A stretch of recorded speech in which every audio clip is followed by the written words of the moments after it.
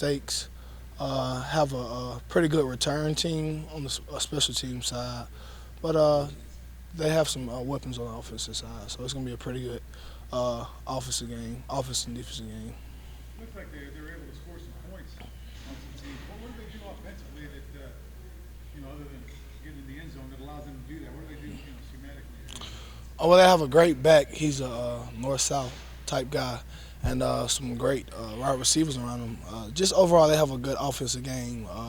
They don't hide anything, so it's just straightforward. And some people just make mistakes of thinking it's a window dressing type offense, and they just go out there and just play ball. So. Last week you guys kind of started slow. It seemed like you kind of took control as a defense of the game in the middle part of the game. And then in some moments where the offense maybe had some scores, you weren't able to kind of go out there and get a stop. What happened on those drives? What happened in those scenarios? That was it a mental let up, or can you talk about that a little bit? Yeah, man, it's just we just didn't execute, to be honest, man. Just not doing our assignment, but nothing major. Something that can't be fixed. It can be fixed. And we're just going to move forward. We have a lot of things that we need to improve on from last game, and then we're going to work on that going into this week against Vanderbilt. Lorenzo Carter says it's like after Damien Swan's sack last week, the defense kind of turned it on. Mm-hmm. And then I asked him, well, why does it take someone turning it on? Why can't you turn it on from the first Mm-hmm. play? So I asked you, why can't it be that way from the first play? Why does it take someone else making the play to get everybody psyched up? To be honest, man, that was a great play Damian Swan made. I think that was a big play that brought us just ready to play on the defensive side. We need to come out faster. That's one of our things I think that we're going to work on this week is practicing faster, starting off faster, offense, defense, and special team wise, and I think that carries over in the game. It's the way you practice. So that's one thing that we're going to try on working on in practice is starting faster so we could go out Saturday and start faster. How close is this defense? We see you guys, all of a sudden the linebackers and defensive backs are getting in the backfield, especially the quarterback, the balls are being batted down. Mm-hmm. And then the next series, other teams marching down the field scores.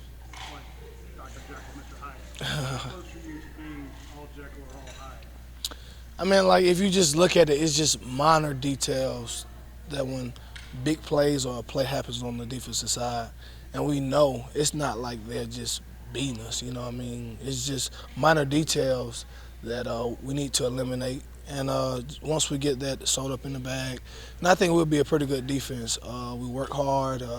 We pretty much know our assignments, and we know each other. So it's just minor details that leads to these big plays. How much is losing Shelton Dawson going to hurt the secondary? You have to talk to Coach Rick about that. Yeah. You guys don't have a whole lot of depth back there, it seems. Some of the new guys being prepped to play. Are we going to see new faces this week? Just like I was just been saying the whole summer and through the first game, whoever gets back there, I know Coach Pruitt is pretty comfortable. We'll be comfortable who's ever back there. Depth is not something that we're not worried about. We know we have guys that can come in and step in and play at any time because Coach Pruitt has put those guys through situations that they have to be ready for. So this is a situation somewhat like what just happened. So, who's ever back there, who's ever in the depth chart, they'll be ready. So that's one thing I'm not worried about, or Coach Pruitt is worried about. What's the difference playing under Coach Pruitt and playing under Coach Grantham? Coach Pruitt is basically my position coach, man, and he gets after of it. He's more of a perfectionist in my eyes, man. Not taking anything away from Coach Grantham. He's a great coach. But Coach Pruitt labels himself as a perfectionist, man, and he holds himself up to that standard. And, Coach Grantham is a great coach, and Coach Pruitt is a great coach, too. But, that's just one thing that I've seen different from Coach Pruitt and Coach Grantham. He's my position coach. Anything else forward? All right, thank you. Mm-hmm.